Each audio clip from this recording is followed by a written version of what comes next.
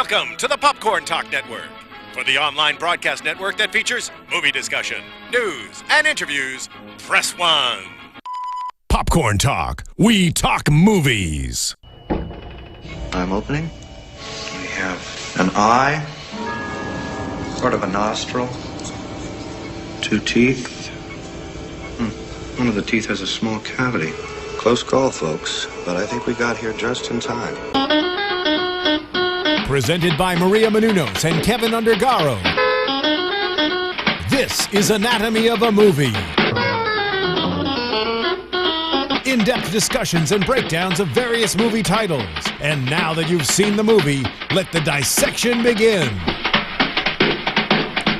And thank you, everybody, Jank, for joining us for another Anatomy of a Movie. This week on a slab, Trainwreck pairs Judd Apatow with Amy Schumer and Bill Hader. I'm John Comerford, joined in the studio by Marisa Serafini. Hello. And Phil Svitek. Hello. All right, so was this aptly named? Was it a train wreck for you, or did it end up in your station? I mean, it was aptly named not because it was a train wreck, but obviously she clearly is a train wreck. Although I don't know if she's the typical cliche of a train wreck, you know, but pretty close. Train wreck. I felt the movie started off as a train wreck, but then it got better. So it was more just it's found its track. Crash. Okay. In a way, but I will admit the first half I wasn't really sold, but the second half I liked it better than the first half. Interesting. Did you have that same feeling, Phil? You know, overall, I could enjoy this movie, you know, and I felt like I needed to see this just because of all the Amy Schumer hype. Sure, I mean, she's the hottest thing in comedy right now, so. But I did find it a little bit disappointing that I didn't really get her actual comedy, you know, in this. You know, when she was on Ellen in particular, that was amazingly funny. Like, just let this girl talk and just jokes come out. I didn't quite feel that with this movie, and part of it was, you know, just please, let's figure out, I don't know what it is. Maybe Judd Apatow screens individual scenes as jokes to people and is like, hey, is this funny? And the answer, yeah, it could be yes in that moment as a standalone 2-minute scene. Yeah. When it's a standalone 2-hour movie, you know, the collective tends to sink. Yeah. And for me, I don't know. I will admit, I did come back from the movie and I asked all the females I knew, I said, did you like this? The answer was yes. And the reason I didn't even ask, I figured this was not the movie for me. And so I recognized that and I understood that, and the fact that, you know, females you know, enjoyed it. I'm like, okay, great. It's for you. This one's for you, not for me. I can accept that. I you know, being a female going into this movie, I knew it was a Judd Apatow film, and we've talked a lot about him throughout our other dissections, but I felt like I knew I had this predetermined thought that it's going to be a long movie. It's going to be a lot of improvised, raunchy type of, very brash type of humor. So I prepared myself for that. Granted, the first half was mostly that, and that doesn't appeal to me. And some people really love that type of humor. I personally It wasn't don't. as raunchy as it John, would you agree? Like, well, it told the line. It wasn't raunchy. Well, it's not as raunchy as some of her stand-up. I mean, no, definitely not. But it was there. It was very present, and that's what turned me off in the first half of the movie. So that didn't work for you. And I get this movie. I felt like the first half was getting the comedy out there. Second half was really about the characters and the story. All right. Well, this is one of those movies where I have very mixed feelings about it, because I think, first of all, I like Amy Schumer. I think her stand-up is really good, and she's funny. And I think for anybody who's an Amy Schumer fan, I think you'll enjoy the movie because there's lots of Amy in it, and you get every once in a while you'll get a little bit of her and Ellen. You know, not throughout the whole movie, but you'll get moments of that. A little bit, but I still don't. This is not like when you look at her like eventual body of work, right? Whether movies or stand up, you know, I hope she continues on with movies. But I don't know if you'll fully point to this one as but since top work. What I'm trying to point to is that, you know, there's a couple of scenes in there, namely the one when all the housewives are sitting around talking about, oh, let's tell each other our secrets and stuff like that. That's a sketch right out of the Inside Amy. I mean, you could easily see that on her show. So there's a few scenes that are just like that, where I go, okay, this is reminiscent of Amy Schumer on her TV show. That's what it felt like to me. Didn't have much to do with the movie. You didn't really need it, but it was, to me, that's a nod to the people who really appreciate Amy and her sense of humor and her TV show and things like that. But as a movie, I don't think it's a very good movie. It's okay, but it's not a strong movie. I mean, there are funny moments in it. There are some really wonderful performances, but as an overall movie, it's only okay. Yeah, I mean, we've talked about this at times, and it's you got a tough going when you make your main character apathetic or Yeah. to an extent It's not difficult. unlikable, right? Not that she's not unlikable, but it's not someone. And maybe it's just more me, but I dislike the self-loathing kind of characters. Yeah, it's not. It's difficult to. The other thing that's hard about that kind of a character is you have somebody who your main character is. I mean, she obviously, she's a train wreck. That's why it's called that. But you don't get any idea. You don't ever get to see why Bill Hader would love her. Why his character would fall. Cooper. What's his name? Andy Cooper. Whatever the hell his name is. Aaron Conner. That was close. But Andy Cooper. Yeah, but she even asked why, because in a rom-com that you know that they're going to end up together, and you hope that they end up together, and you kind of want them to. And this one, I was kind of going, why would I want him to end up with her? We talked about it. I didn't see why he fell in love with her. We talked about it with Minions, and they failed up.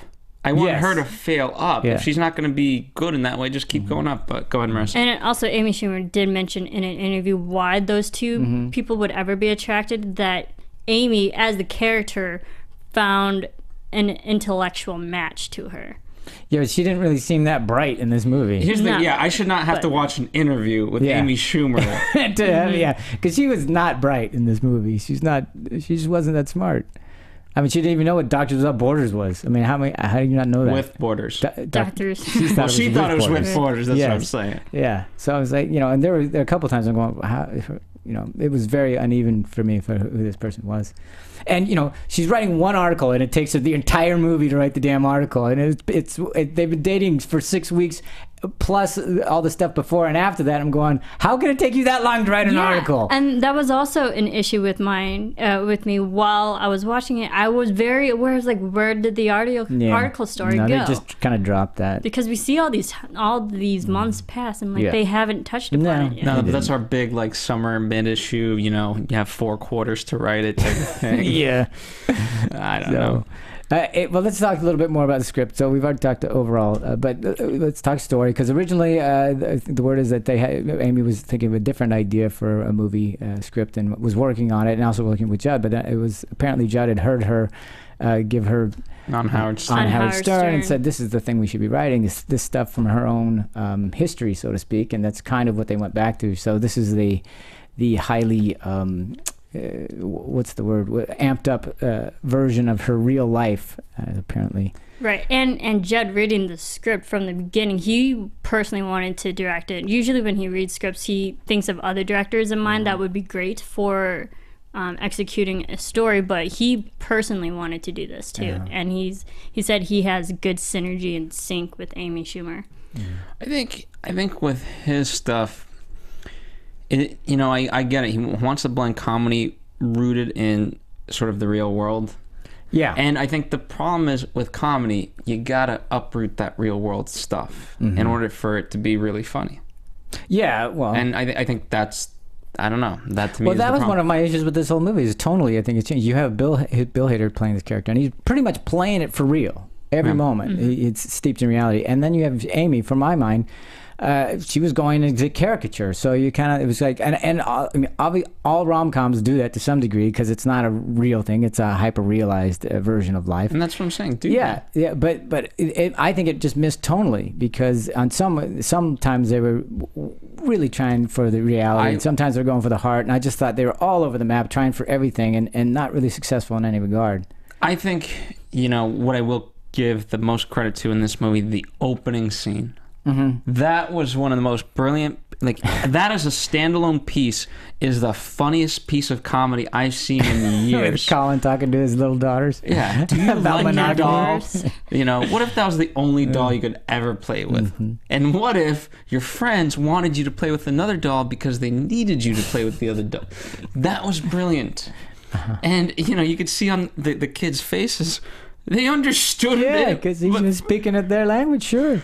And that was just brilliant. And if it had that kind of tone, and I get it, and maybe here's the thing, right? So typically in a comedy, the funniest moments for me, if I ever rewatch a comedy, I'll watch probably like the first 30 minutes, maybe get into the 40, and then I might start turning it off, only because I know what's going to happen. And typically what's going to happen is it starts to get serious, because you got to start to wrap, you can't always just, but even whether it's not a love story or not, you got to start to wrap things up and get a little bit tonally serious.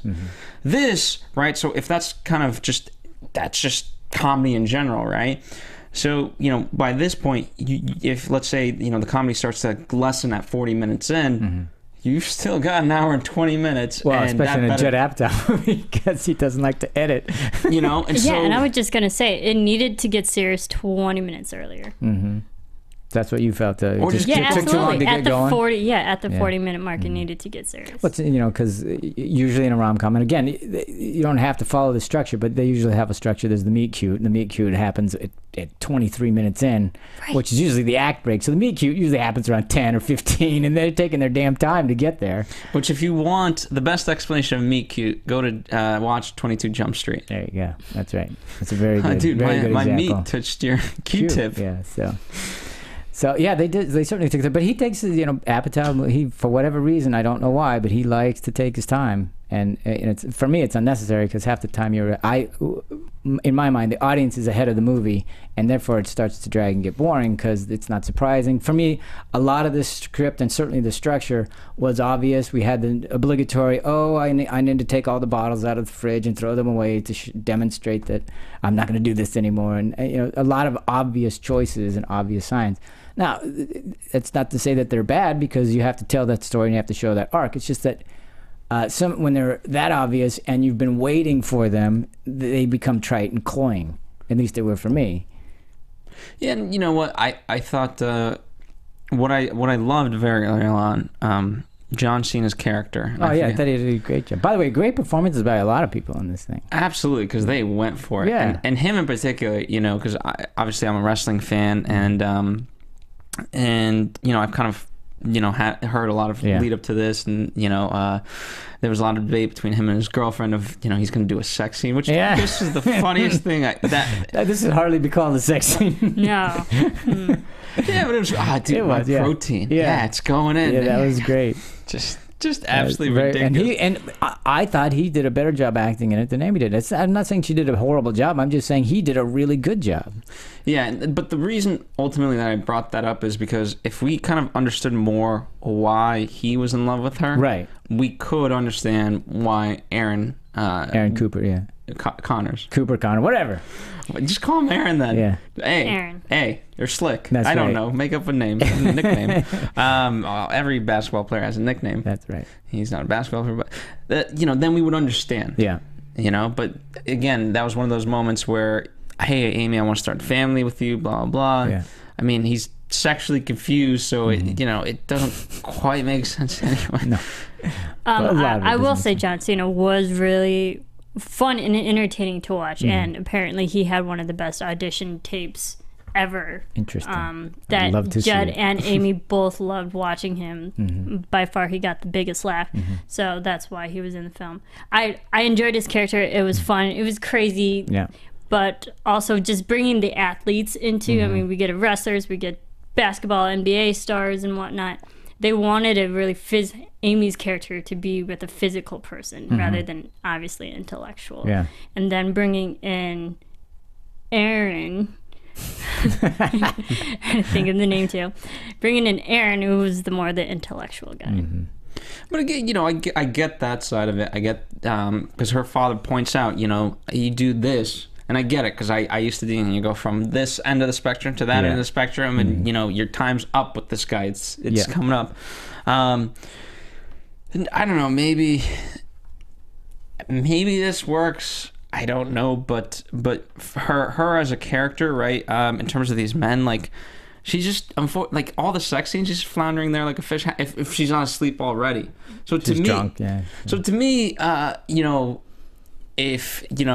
if she's getting these guys because for lack of a better term, she puts out, then okay, that makes sense. But it doesn't seem like she's giving much in return. I think that's kind of the point, is that she's very selfish and narcissistic. But again, then as a guy, you know, I don't know if they because I know this is where kind of real life for me and the movie kind of starts to blur a little bit, but I don't know if in the movie they made as much notice of her actual appearance, right? Because I know Amy's kind of self-deprecating in that way of not being, you know, the typical actress, right? And so it'd be like, you know, if you as a guy, to put it bluntly, like if you're getting with this type of woman and you're not getting good sex, why are you with the girl? You know what I mean? Because especially for the men that she is attracting, you know, if it was like some guy that couldn't get laid, then I could see it. Right. That's a good point. But the only thing I can say to it, I guess, is thinking that's how much of a train wreck she is. She's getting these guys not necessarily to have any relationship or to even think she could, but that to me that to me doesn't define a train wreck. That just defines, like, you know, like, I mean, emotionally, not, I mean, because here, you know, let's face it, she got what she needed. He went under the covers and then she pretended to fall asleep. So she got what she needed, right? Right. I think it was just her character as a whole. She drinks, she does drugs, she sleeps around and whatnot. Just as a whole, she's emotional and physical train wreck. At least that's what they're portraying. Yeah, and you know, it's to some degree, I guess we give them credit for spinning it on the head or turning it on his head, should say, because usually it's the guy that's sleeping around and he sees the error of his ways, and here we have that, and it's different. But usually they take a joy in it.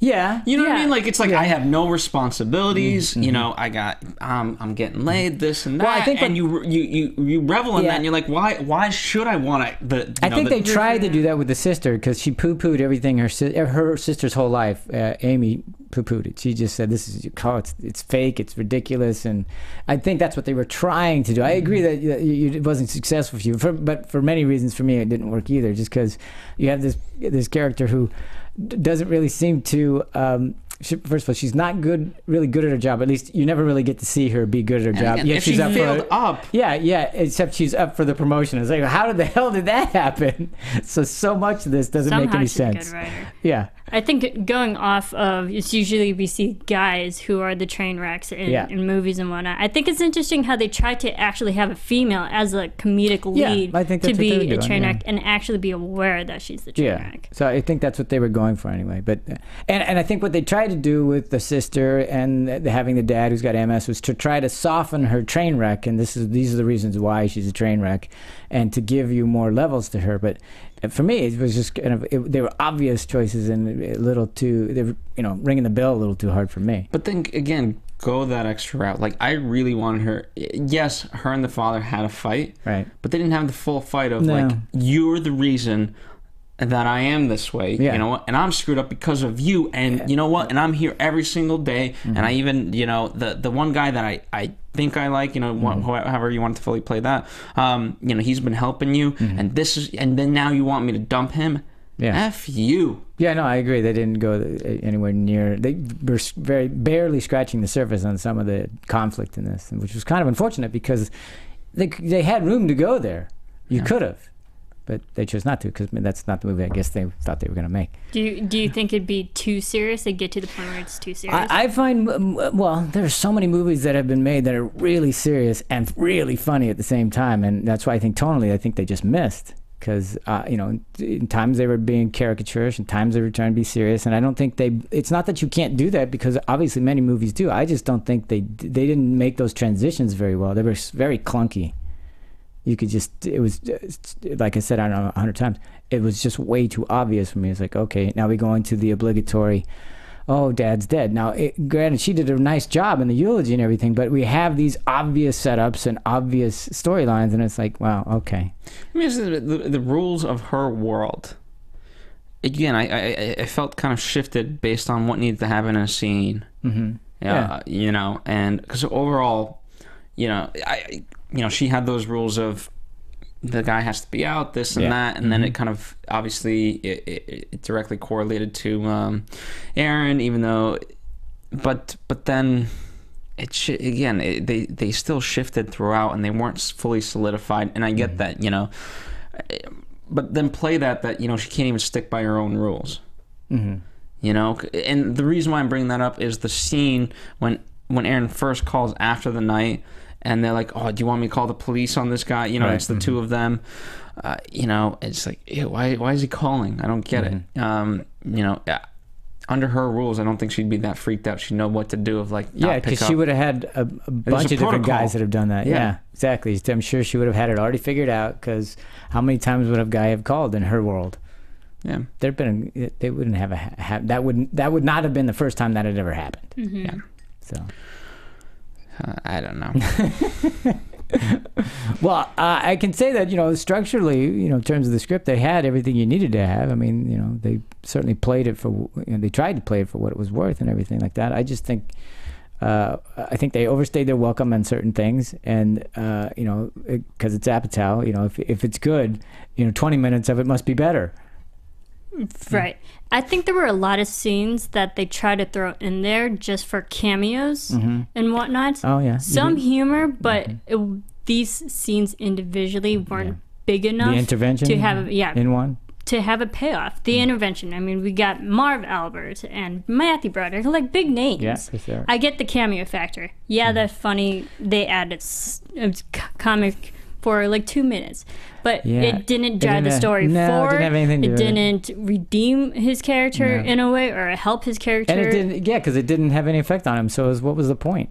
Right. And here's the thing, there were a lot of if you scenes really that weren't necessary. And the other point was, I don't know about you guys, but in my theater, that thing fell flat. Nobody was laughing at that. It was a very uncomfortable, awkward scene, and not in a good way. Everybody's just going, "Ooh, that does not look good." I mean, Marv Albert, he's great, but his jokes were too many in that scene. It was like, okay, we get it. You're commentating on everything. But that's what, you know, Aaron was supposed to do at the end of, like, you know, slow your roll, buddy. Yeah, but it just, when you comment on the commentary, it doesn't quite, but it gets old. You know, I think you just got to lessen some of this other stuff. Like, for example, Amari Stoudemire. You know, in theory, right, just on paper, maybe that scene could have worked if other stuff was pulled back a little bit. Like, you've already had Amari Stoudemire in this movie at this point 3 times. So by the time you get to the hospital scene, it's a pivotal, but all you need to know out of that is that you know, Amari tells him, "You're not fit to do the surgery," and we get it. We understand why. You don't need to belabor the point. And so if you know, that scene in particular, if you just literally kept it at a 30-second scene where, "Oh, man, you can't do me," and then he just starts running away, and he's like, "Where are you going, buddy?" And then done. And we're out. You got it. Yeah. And Amari does it, you know, he does a fine job, whereas now he's just kind of laying there like, "Hey, you good? You don't look so good, man." And he's that's like, I'll operate on that's you. a horrible anesthetic. It takes forever to take effect. Right. No, it was a sedative. Is that what it was? Yeah, okay. just a sedative. But that's Amari. He's just so strong. Yeah, okay. And that's how much he's willing to not go under the knife, because he's like, "You know, man, no way, I got to fight this." Yeah. Well, it's also his career on the line too. But it would have played much better the other way, because I kept wondering why do they keep rehashing the same point? We just heard it 2 times, and now that you're making it a 3rd time and a 4th time, why? I don't get how that makes it funnier. Because for me it doesn't. I just kind of go. I keep looking at where's the guy where's the editor? Isn't somebody gonna cut this? But no. Okay. All right. Let's move on from the story. Any last words about the script? Anything else you want to? Because obviously she's credited as writing it, and I think again, I thought she did well. I have my own problems with it, but part of it is just that some of those scenes I think were just okay. Those are sketch scenes that they thought were really funny, and they tried to shoehorn them in, and I don't think that they were crowbarred in very well because they didn't have anything to do with the script. And I thought that carrying her arc didn't work real well, and I don't know if it was script so much or if it was character so much. I think we can eventually see the character arc. I appreciated there was that one moment where you can see her character finally realize that she's on the wrong path and that she wants to change her ways. She's applying to variety, getting rid of her stuff. Like, I appreciated that. Granted, it took forever to get to that point, and I think that's where they might have lost people. Like, okay, finally, it's there. But I do appreciate that there is that turning point with her character that she's changing her ways. Yeah. You know, I thought, what's his name? Al Jazeera, Albertson. His son's name. Oh my goodness. I don't remember. Oh goodness. Anyway, I don't remember. But... A. I'm going to call him A. Cause, Okay. Well, the good news, I mean... Alistair. Sorry, I'll just... sorry, the father can't... The grandfather himself can't actually... Yeah, he also exactly. doesn't credit him as son, so I'm surprised that wasn't a joke. But, you know, I really love that scene of like, hey, and here's, you know... By the way, World of Warcraft. You know, here's here's the thing that I'm building. Right. And just even in general, of like, you know, I like to plan things out before I build so them. Don't I thought just do it off the cuff. I thought that was a brilliant scene. And she said, I don't know if Aaron's going to be around much longer. And then it brings them finally, you know, all together because she's hated the husband and little A for the longest time. Yeah. And for no reason, just like the father. I felt bad for Alistair, especially for his character who has a lisp, and he's just a character to point and laugh at, and for being a kid I felt for him. I was like, no, I get the point of his character, but all right, you can do maybe one or two jokes, but they kept bringing him back just to keep laughing at him. Yeah. And for a kid, I was just like, no, okay, move on. But was it laughter because of her? Because if it is, then it just showcases her as a bully. Yeah, that's pretty pathetic. I mean, I think that's but I think that's part of her point as a train wreck, that she is going to point out all the flaws of other people as well, because that's part of her insecurity. Aaron even pointed that out to her. You just sit in judgment so that you don't have to participate. So, exactly. Which is kind of what she does. So, yeah. So it did point to her train wreck and everything, but it does make her a complete bully and pathetic that you're picking on a kid. Who's actually, I mean, he's got a lot going on. He does. He wants things. That kid will be fine, man. I really hope they beat the theory of it. Not that it's how he talks that. So I'm terrible. I'm going to get so many hits. Exactly. But all right, let's move on quickly. Since we're talking about acting, let's go a little bit deeper. I thought that kid did a good job. What was his name? Hold on. I think his name is Evan Brinkman. There you go. So I thought LeBron did. I was surprised that LeBron did such a good job. He was very did impressed. Fantastic. Yeah, I thought it was good, right? And did you think so? Right. I liked his character. I liked being that bro wingman that every good guy needs to have in his life, and you know, kicking the tires, be like, what are your intentions? That was one of my favorite moments. All right, that look he gave her. He's that good guy. I get that. I did like what he brought to the character, and especially this is his LeBron James first action or movie, you know, actual movie that he's been in. So I thought they got a really I thought it was good. Yeah, they got a really good performance out of him. Yeah, no, I don't know. First off, I commend him for going for it. Second, I don't know if they like wrote this stuff for him, or he's like, you know, what can I make fun of myself for and really accentuate it? Like in the restaurant. But like, hey man, I'm not always gonna be playing basketball. You know, I got to think about these things. I don't want to end up like Hammer. Yeah. So I thought it was just absolutely brilliant, and him just being so neurotic. Yeah. Can you validate? No, Ashley or whatever her name was. I didn't bring my wallet. All that. Yeah, that was good. Come back for sunglasses. And again, I don't know if this guy's good. Let's give him more to do, or if they had all that written out ahead of time. Who knows? I don't know, but they handled it really well, and they made him look good. I thought John Cena, we've already talked about it. I thought he did a really good performance. I thought Brie Larson was good. Bill Hader was wonderful. He really played it straight, and you know, he's often the buffoon on the side, but he held it together and let her be the crazy one. You know what could have really worked? That they sort of underplayed, what would have been the fact of LeBron James really kind of getting at her intentions. Right. And, you know, as an easy, right, we talked about this just a little bit ago in terms of the greater sense of, you know, people. But this is a sort of lame guy. You know, he's successful, but in the female realm, he's certainly lame. And he hasn't gotten laid since whatever her name was. Yeah. And that was like a 2-week ordeal. So at least in this sense, you know, he could mistake her and, you know, kind of her just hanging out with him for love. Right, sure. And if we really played that up, and then eventually they did find the love in each other, actually, rather than just like, oh, you know, she's great because she puts out, and oh wow, this is the first guy that actually, you know, does stuff for me and seems to care about me, then it would have really worked. That would have been interesting. That would have been a nice choice.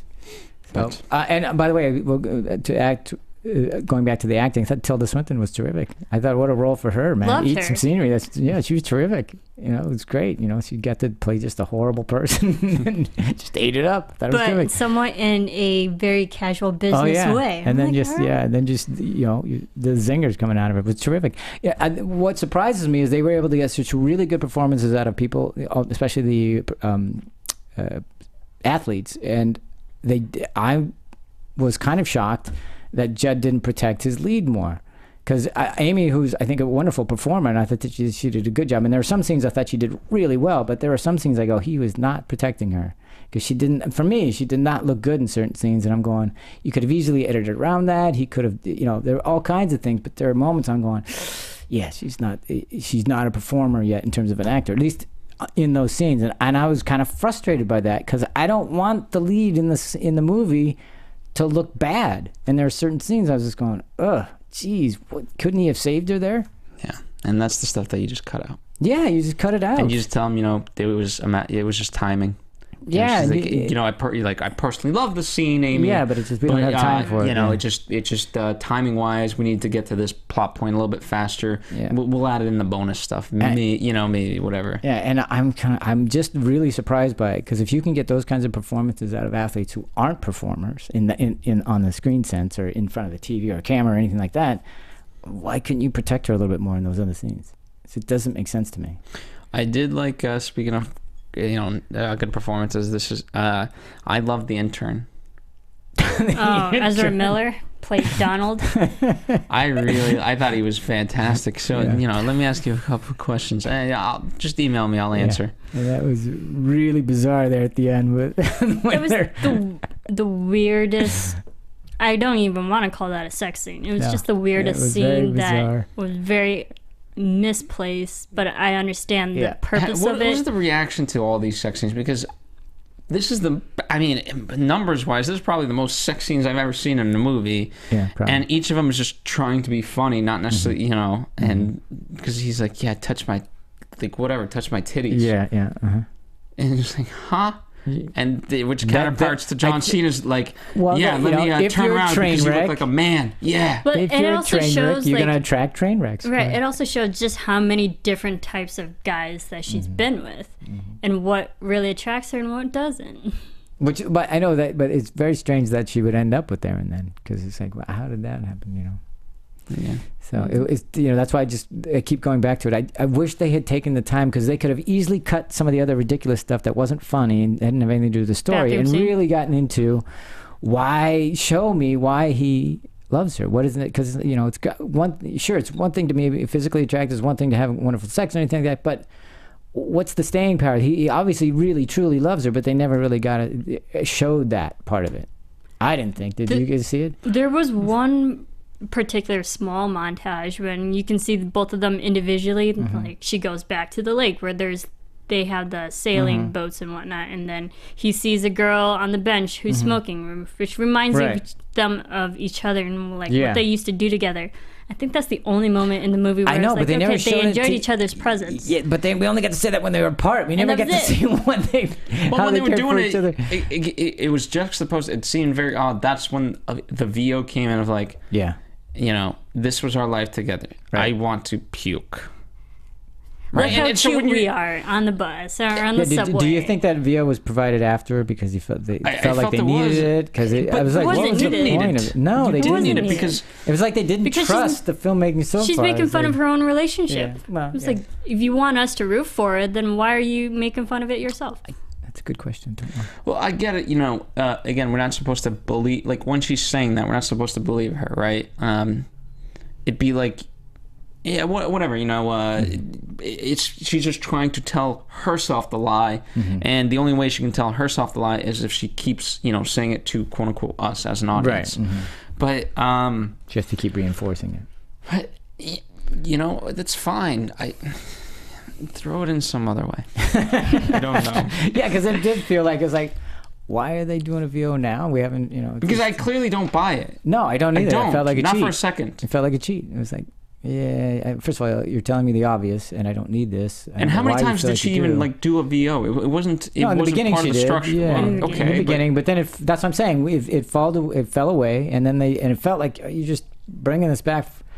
And it felt like they were answering a note from some test audience or something. I was like, wow, this does not feel organic. Maybe it was, maybe it wasn't. I don't know, but it felt shoehorned. And also I think their problem and that's why it was a VO. Like they had a hard time telling the audience how much time has exactly passed. Because I mean, if you think about it, they mentioned it's been a few weeks since the article. Okay, we got that, and then me just being an NBA fan and seeing a lot of athletes go through actual injuries. Right. For a knee injury, it takes a good solid 9 months to have a full health recovery. They even tried to answer that by saying his revolutionary new surgery cuts it in half or something. Cuts it in half. So, fine, knowing that there's maybe probably a 9-month gap from the last time Aaron saw her, I was like, okay, almost a year has passed since this happened. But I think storyline, they didn't give us really any visual cues how much time has passed. One day we should dissect the movies before they're fully made. Let's get to that. I feel like I don't know. No, I do that on a weekly basis. So anyway, you're not doing a good job. No, I'm not talking about these. I'm talking about in my writing seminars. These. Exactly. So all right, so let's talk about the production a little bit. So they wanted to, I guess in August 13, Universal bought the script, or at least at the time it was an unnamed property written by Amy Schumer. We don't know what that script was because they rewrote it with Judd Apatow. He wasn't credited as a writer, but in working and developing with Amy, Judd was the guy that was the driving force in saying, you should write your life or a comedic amplified version of you and what happened to you and your father and sister and all that kind of stuff. So that's how this script came to be. And what was it, in August? No, January of... January they started casting. Yeah, and Bill January Hader 14th. came on. Yeah. January 2014, I should say. And so they got this. So it's been a year and a half since they first got people on board to when they came in. That's fair. I mean, that's not bad. It's a good turnaround time. That's all right. What else? So reception-wise, let's talk about that because it's doing well. It's a $35 million budget. And I mean, they've kept it.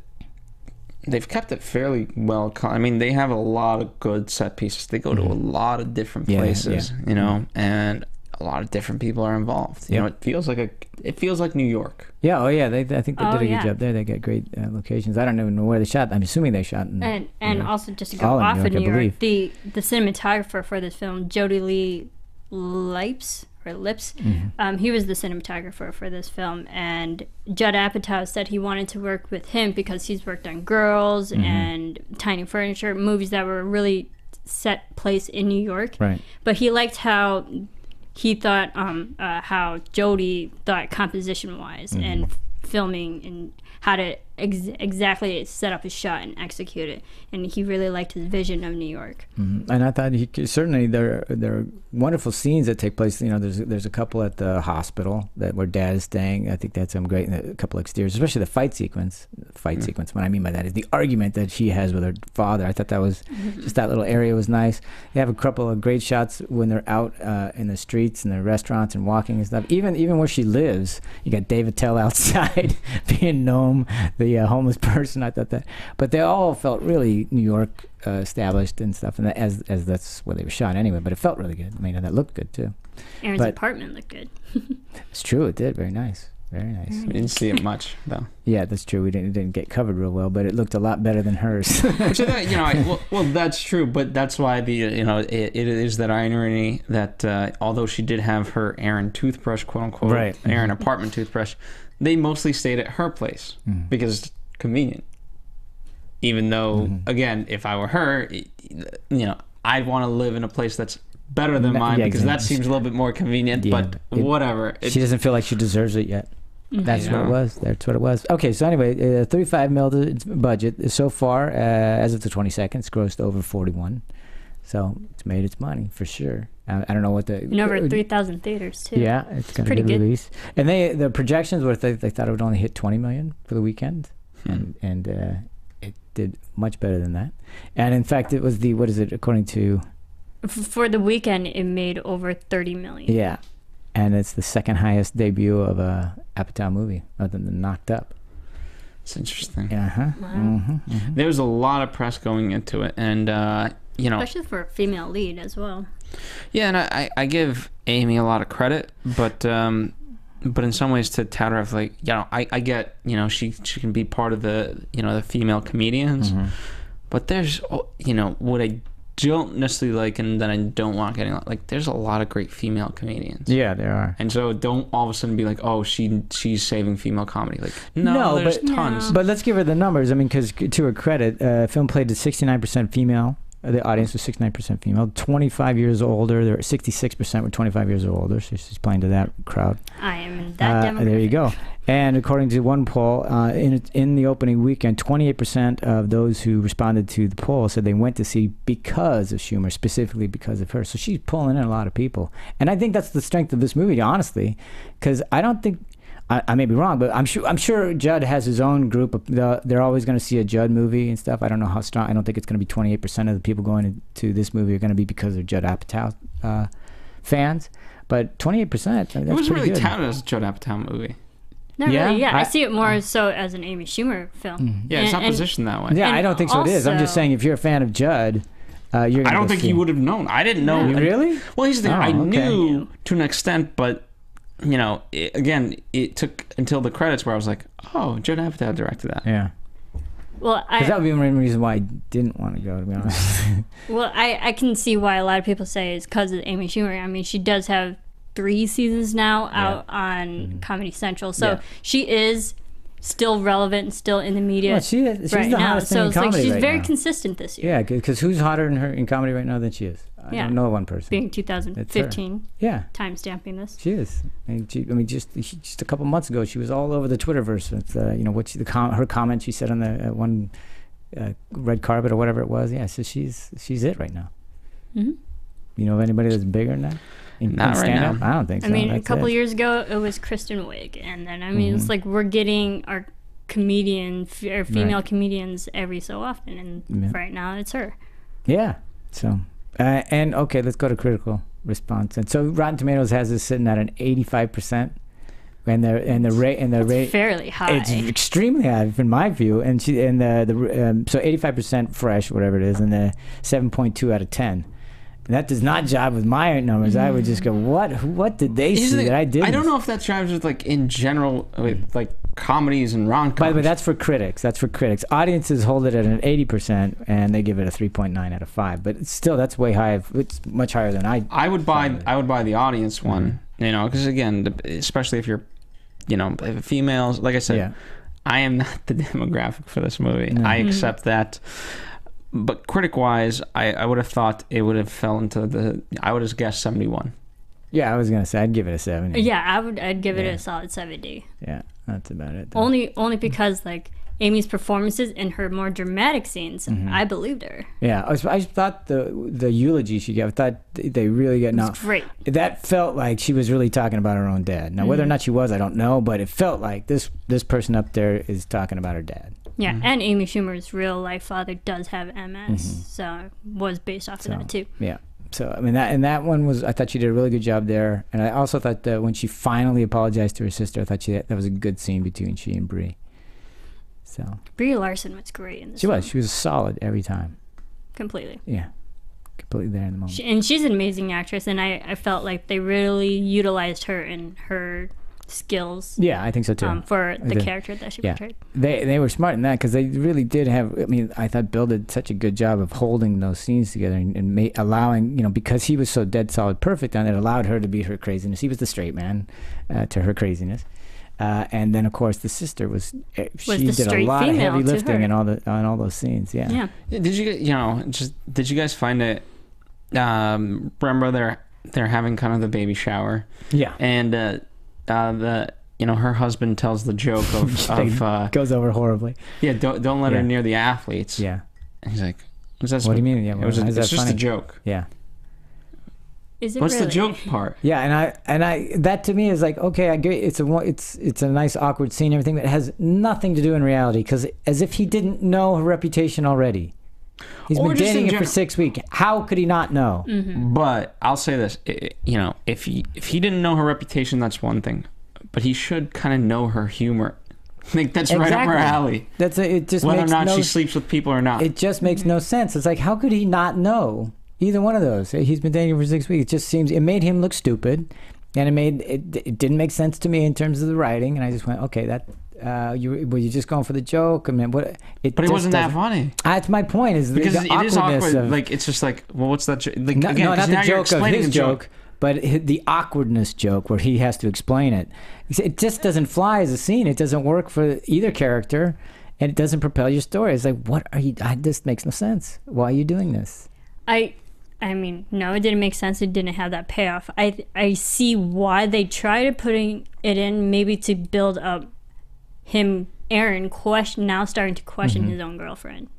Yeah, but then go for that, and then have again, because LeBron was kicking butt in this movie. Just be like, listen, I talked to the hoe, and I think she got a little. You got your little pussy whipped, and you might want to slow your roll a little. And he's like, what are you talking about, LeBron? But here's the thing, you're the one who told me to do this. But what I thought where they would get that information now, because that the way they chose to get that information was horrible. But it would have been, to me, it would have been much more interesting if LeBron had hired a private eye to look into her background, because he was so worried about her hurting him. No, he wouldn't pay for that. No, he might not pay for it, but like, he'd have somebody do a favor for him. Or he would have been like, hey, I did you a favor. That's right. You want courtside seat, whatever it is. He could easily get it without being paid, without having to pay for it. Yeah. So, but that would have been way more interesting and more character driven, because to me that would have felt right, because of the way he did I'm sorry, when he sat down with Amy at the ball game and said, what are your intentions? He definitely was worried about his friend getting hurt. Yeah, and you would, if you were that worried, you would hire a PI. And I liked that it was a genuine friend type of move. Yeah. Yeah. And just like John Cena did, like when he was like, you know, who's all these guys on your phone? Yeah. You could have had a follow-up scene with them, like, who's Jerry? Who's Johnny? Who's these people? That's right, exactly. I'd talk to your friend John Cena. So, yeah, it would have been interesting. Anyway. By the way, just because we talked about these, Metacritic gave it a 75 out of 100, and CinemaScore gives it an A-. I mean, again, well, CinemaScore, it works one of two ways. Yeah. You're polling people that go to see it pretty much opening day.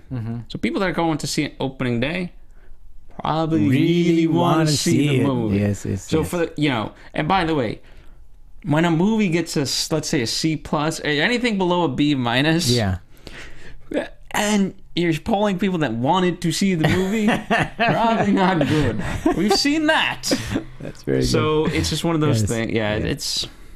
So I'm glad, you know, it is what it is. I think they stacked the audience. I think the overall performances were all individually pretty solid from it. All the characters, obviously, it's the pacing and the editing, but even the characters, I mean, we got a lot of cameos too. And people who purposely did bad performances, say Daniel Radcliffe, Marisa Tomei. Oh, that was amazing. In that film. Yeah.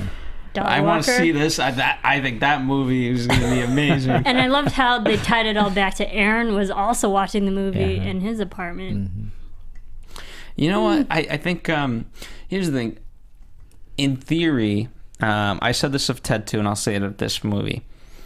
If we talked about kind of the various scenes beat by beat as individual, we'd probably laugh. Yeah, and we could reflect upon it and have a good time. And I don't know, maybe if you got Seth MacFarlane and you got Judd Apatow cross collaborate, you have a 10-hour movie and whatever. Some people get to see, but it suffers from the same thing. The whole is lesser than its parts, and that's a problem. I would say so. If you wanted to be a standalone movie, if you want to go just because you want to enjoy Amy and see some of her shtick, then I think you're going to like that. But if you really are going because you want to see a movie with a good story that has a beginning, middle, and end, that has character development, not so much, because this is just really uneven. I do appreciate the grand gesture at the end of the film. The dance? Yeah, again, that's a great example, because as a standalone thing, it is. But it's fun. Standalone. It's very entertaining. Hysterical at how she completely flops that. Yeah, I was the only one laughing out loud at that. Well, I have to say, okay, so I went to a showing that was about half full. So it was a good-sized audience, half full. And I honestly, at some point, about at the 20-minute mark, I realized, well, I'm not hearing a lot of laughs. It was very odd. Because I just happened to notice it because I'm in a comedy. I'm in a theater that's half full. So it's not like it was a small audience. And I think maybe I heard 4 good laughs in the entire movie. And I'm going, geez, for a 2-hour movie, you should have more than 4 good laughs. And one of the really good laughs was when she hits the trampoline and does the flip and lands on her face. And people just loved that. It was just Slapstick. a pratfall, shtick. I'm a big slapstick humor fan. But it took forever to get there. But it was funny. The end scene, yeah. So let me ask you, just in general, like, to that point, they didn't really rely on physical comedy. Like, with her, they had that one other gag where she threw the ball at the whatever it was, the bounce back, and it almost hit her, and that was one gag. And there's a couple of small physical gags with her in heels walking down the street, the walk of shame, and that kind of thing, but not a lot of physical, I don't know. Maybe they wanted to showcase her that she could be more than just telling jokes. Well, more than just a physical, like a heavier. I don't know how to. But you get, like, you know what I mean? Unconventional beauty. Because Fat Amy from Pitch Perfect too. Like her whole Rebel character Wilson. is built around her being fat. Yeah. The Fat Amy. Yeah. It's in the name.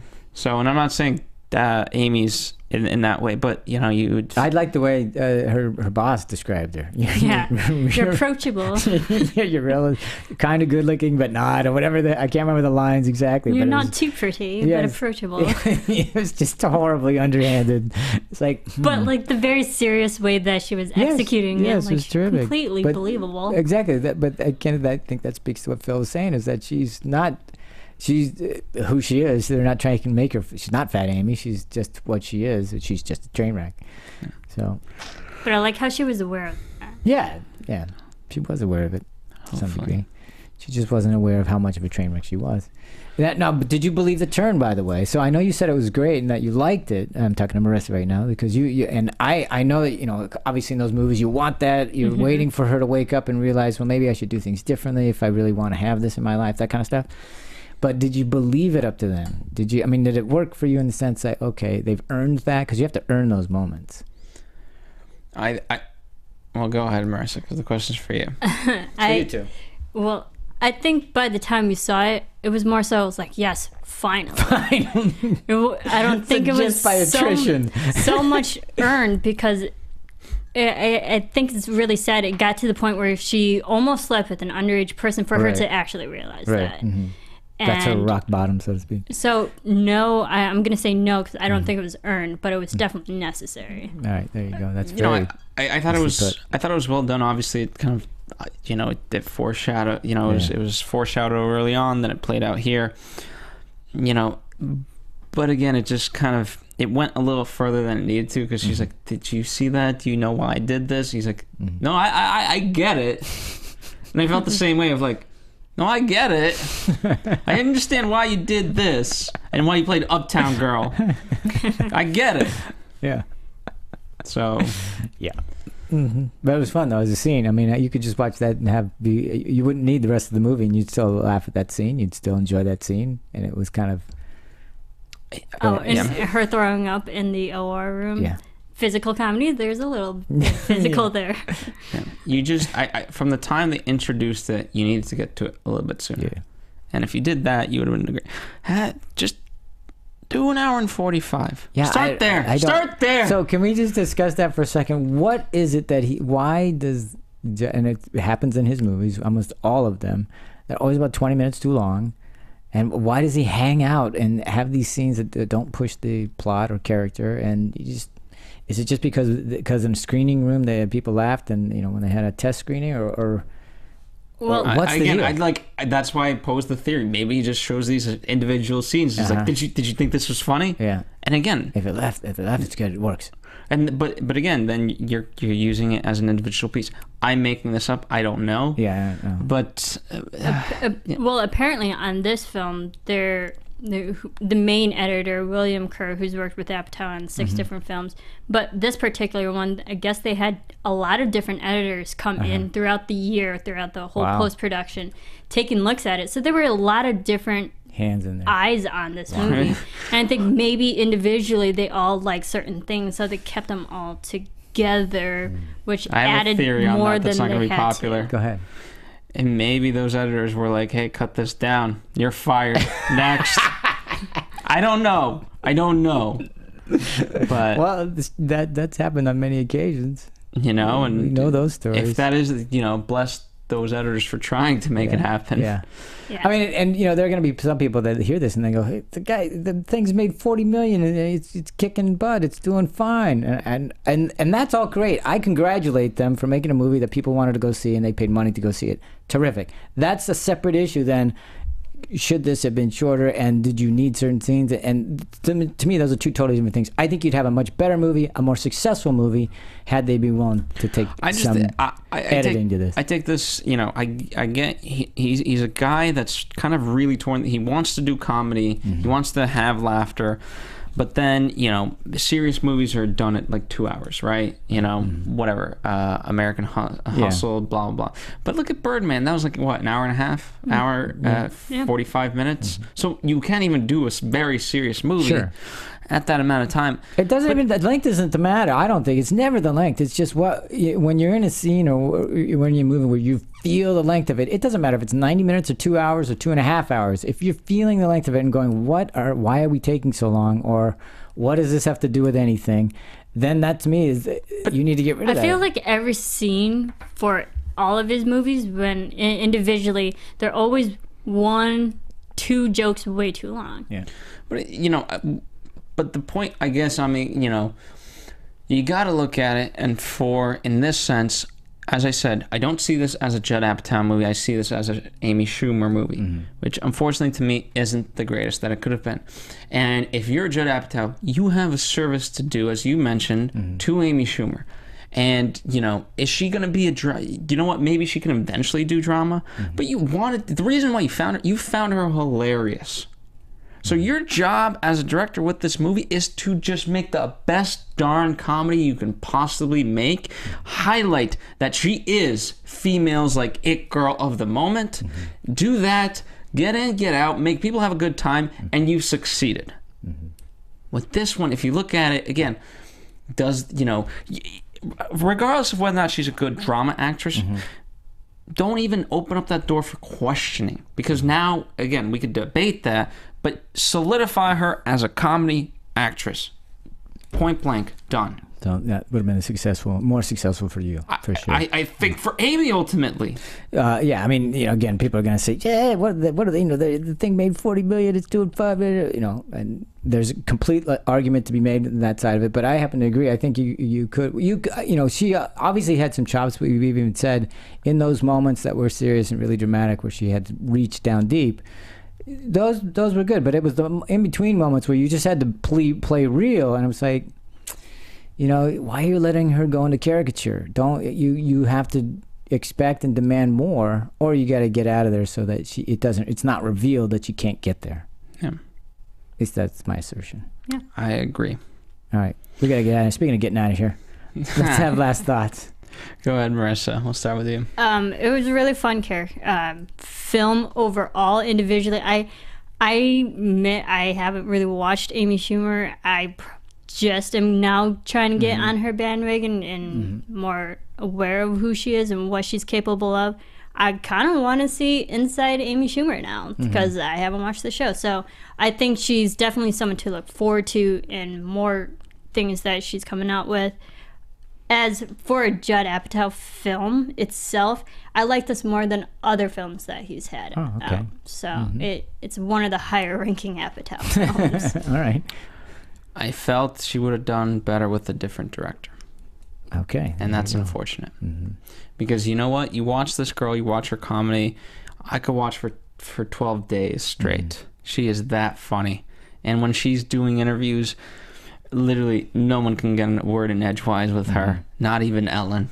And you know what? It doesn't matter. It carries. And for that to not fully shine through, for me I laughed. Yeah. But I didn't laugh enough. And now as I mentioned, I'm copying to the fact that I am not the target demographic. So you know what? Females love this. Fine. but I think there's a happy medium between both. And I feel like she would have benefited from somebody else as a director. Interesting. So I have to reiterate everything you said. I thought there were funny moments in it. Really enjoyed a lot of it. Thought it was entertaining. Not as an overall movie because there was so much of it that I was just rolling my eyes at and kind of cringing because that was really bad. And in the hands of somebody with taking some more care, I thought Amy would have been highlighted better because I do think she's better than this movie, and I didn't think it showcased her in the best way. There were moments for sure that you could see, oh man, she's really got some chops, but overall, very uneven. And I put that right at the feet of the director because I think he should have protected her more and should have done better to get a better performance, or at least to showcase it better. There you go. So that's it. All right, I'm sure. I can't wait to hear what everybody says about it, what they have to say. I can't wait about to art. meet Judd Apatow one day. That's gonna be fun. Oh man.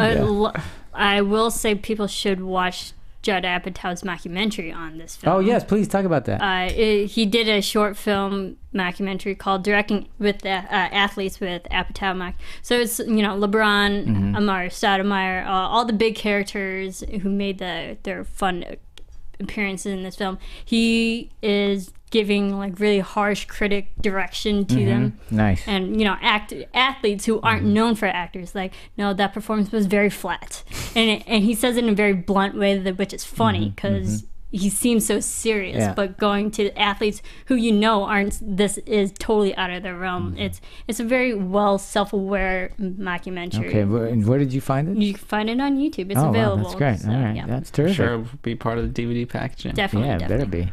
So I'm sure that might even be better than parts of the movie. It was quite funny. All right, Uptown Girl, take us out of here. Yeah, that's good. Do you tell them where they can write and you do that? Well, you want me to write? Yes. You can find Serafini TV. That's right. Marisa Serafini's Twitter. I meant this. Ours is Movie Anatomy. And of course, the Popcorn Talk. And speaking of Popcorn Talk, there's tons and tons of other Podcast. After that we do here.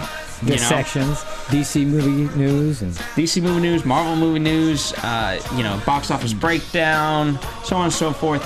And for us, as Anatomy of Movie, we've got Pixels coming up, we've got Southpaw coming up, Mission Impossible, American Ultra, and that's just in the coming weeks. Star Wars down the pipeline. look at that. Hunger Games down the pipeline. Hunger Games Part 40.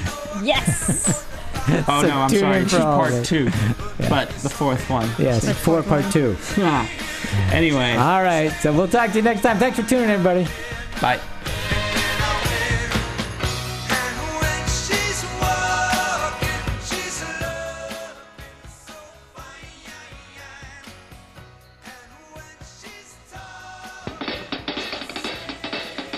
From producers Maria Menounos, Kevin Undergaro, Phil Svitek, and the rest of the Anatomy of a Movie staff, we would like to thank you for listening and subscribing to the show.